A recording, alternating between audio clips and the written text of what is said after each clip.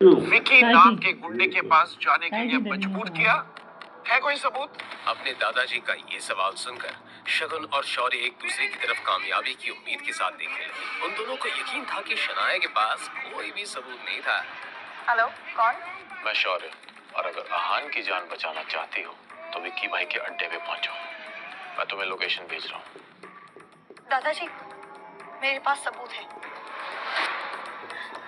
उस दिन शौर्या ने मुझे कॉल किया था और मैसेज में ये साफ लिखा था कि अगर मैं उस अड्डे पर टाइम पर नहीं पहुंची तो आहान को कुछ भी हो सकता है।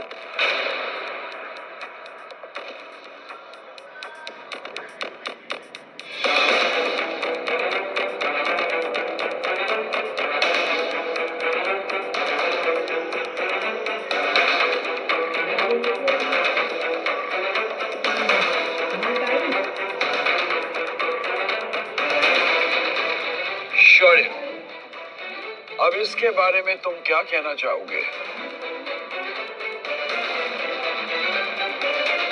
दादाजी, शनाया को शायद कुछ गलत फहमी हुई, क्योंकि ये मैसेज जिस नंबर से आया ये मेरा नंबर है ही नहीं, और ना ही मैंने कोई कॉल की। ये सुनकर शनाया हैरान रह गई, अपना मोबाइल देखने लगी, मगर शौर्य की बात तो सच थी। वैसे शनाया सच कह रही है और शौर्य ही गलत है। ये प्रूव करना मेरे लिए इतना मुश्किल नहीं है, लेकिन मैं चाहता हूँ कि शनाया को इस हादसे से सबक मिले, ताकि अगली बार जब कोई शनाया को फ्रेम करने की कोशिश करे तो वो इतनी आसानी से किसी के चुंगल में ना फंस जाए। इसका मतलब ये है कि शनाया के पास कोई ऐसा सबूत नहीं है जो साबित कर सके कि शौर्य ने कुछ गलत किया है या वो गलत है। दादाजी, मैं एक औरत होके इतनी सीरियस बात के बारे में झूठ क्यों कहूंगी? हर्ष मेहरा के साथ सोते वक्त तुम्हारे औरत की कमजोरी तुम्हें नजर नहीं आई? तब तो बड़ी अय्याशी उछल रही थी, और अब अपने मतलब के लिए तुम दादाजी से सिंपैथी लेना चाह रही हो। आनंद गिल के एक्सप्रेशन से ये बात साफ थी कि अब उन्हें शनाया पर बिल्कुल यकीन नहीं था। शनाया, मैंने तुम्हें हमेशा अपनी सगी बहन के जैसा माना, और तुम मुझ पर ये झूठे इल्जाम लगा रही हो। आखिर क्यों? एक प्रोजेक्ट के लिए। अरे तुम मुझसे कह देती, मैं खुशी खुशी तुम्हें दे देता। और मुझे ऐसा लगता है कि ये सब ना इस आहान की वजह से हुआ। इसी ने तुम्हें हमारे खिलाफ भड़काया है। और भड़काने तक तो ठीक था। क्या ये आहान जानता है कि तुम इसकी पीठ पीछे क्या क्या करती हो? I'm sure जानता ही होगा। क्या सब पता होने के बावजूद भी आहान को कोई एतराज नहीं? या आहान तुम जानबूझकर अपनी बीवी को गैर मर्दों के साथ? छी, मुझे तो एक कहने में भी शर्म आ रही।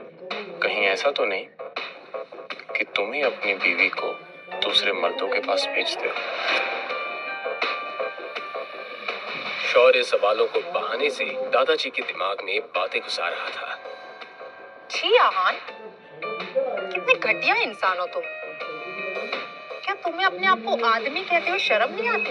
आहान को ये सब सुनकर भी गुस्सा नहीं आ रहा था। असल में वो तो दिल ही दिल में शौर्य की इतनी चालाकी से हैरान रह गया था। अब शनाया का सब्र अंजाम दे गया था। वो अब एक एक करके अपने ही रिश्तेदारों के असली और घटिया चेहरे देख रही थी। शनाया को अंदर से ऐसा लगा मानो वो पूरी तरह से हिल गई थी।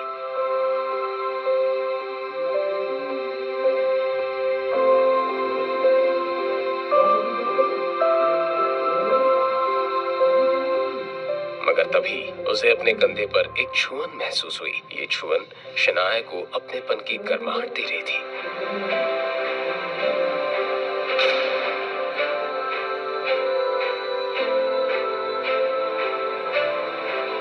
आहान को इस सब में कितना खुद सुनना पड़ रहा है, मगर मैं ना अपनी सपोर्ट में ना उनके सपोर्ट में कुछ कह पा रही हूँ।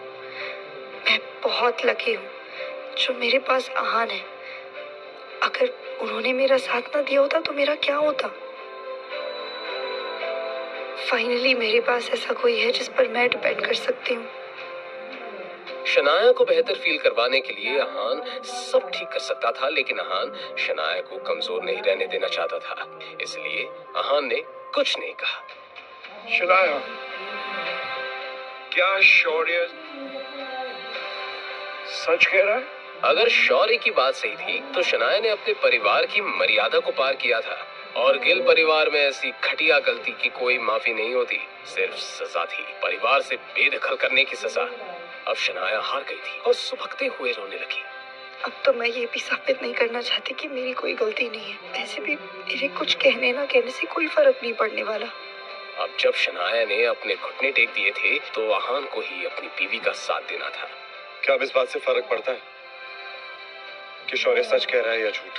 लड़के, आखिर तुम कहना क्या चाहते हो? क्या आप मेरी बात का मतलब नहीं समझे? मैं बताता हूं। मैं ये कह रहा हूं कि आपने अपना फैसला तो कर लिया। अब उस फैसले के बाद कोई भी अपना सर भी फोड़ लेना, तब भी जो हक है वो शनाया का नहीं, शौर्य का ही है। आनंद गिल ने उम्मीद नहीं की थी कि इस नकम्मे घर जमाई में इतनी हिम्मत थी। जानते हो किससे बात कर रहे हो? बदतमीज। अहान की हिम्मत तो अब बढ़ती ही जा रही थी। बदतमीज? शायद मैंने जब से शनाया से शादी की है, आपने मुझे कभी जरूरी नहीं समझा। हमेशा मेरी बेइज्जती की, क्योंकि मैं आपकी हैसियत का नहीं, और इसी वजह से आपने मेरे पापा शेखर गिल, आपके अपने बेटे, उनको इस बात की इनडायरेक्ट सजा दी है, उनके काम में बाधाएं डाली है, उन पर प्रेशर डालने की कोशिश की, ताकि वो मुझे अपने घर से और शनाया की जिंदगी से हमेशा हमेशा के लिए बाहर कर दे। क्या हुआ? क्या मैं झूठ कह रहा हूं? दादाजी, जो सच बयान करता है ना, वो हमेशा बदतमीजी कहलाता है। ये बात सुनने में आनंद गिल ऊपर से तो बहुत शांत लग रहे थे, मगर उनके दिल में एक तरह का तूफान बन गया था। इस निकम्मे घर जवाई को इस बारे में कैसे पता चला? मैं सब कुछ जानता हूँ, मुझे इस बात से कोई एतराज नहीं है। मुझे बस प्रॉब्लम इस बात से है कि इस सब में शनाया को इन्वॉल्व किया जा रहा है, उस पर ज्यादती हो रही है। शनाया मेरी पोती है और वो मेरी बीवी है। आप मुझे चाहे जितना परेशान कीजिए, मैं चुपचाप सह लूंगा, पर शनाया को नहीं, उसे जरा सी भी तकलीफ नहीं होनी चाहिए। और अगर तकलीफ हुई तो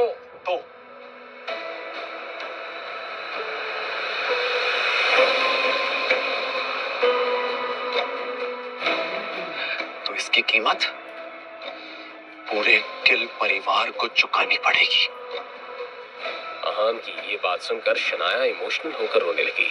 पापा सही कहते हैं, मेरे पास हमेशा से हीरा है, मगर उस हीरे ने हमेशा कोयला होने का दिखावा किया। धमकी दे रहे हो मुझे?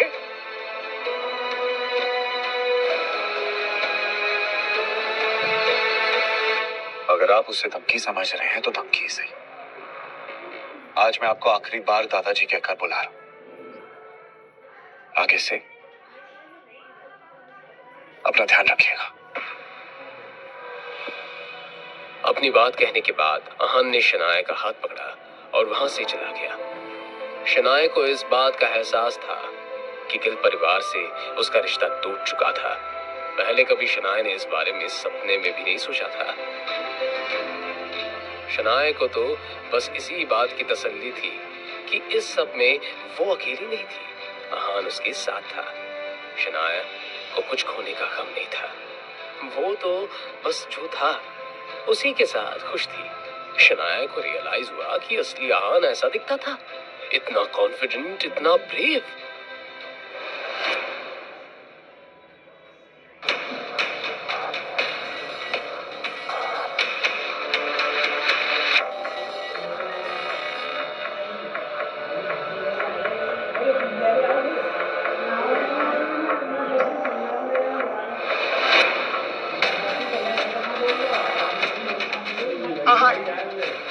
तुम हर बात बर्बाद क्यों कर देते हो? अब क्या हो गया था? क्या अहान की वजह से कोई बड़ी मुसीबत आ गई थी?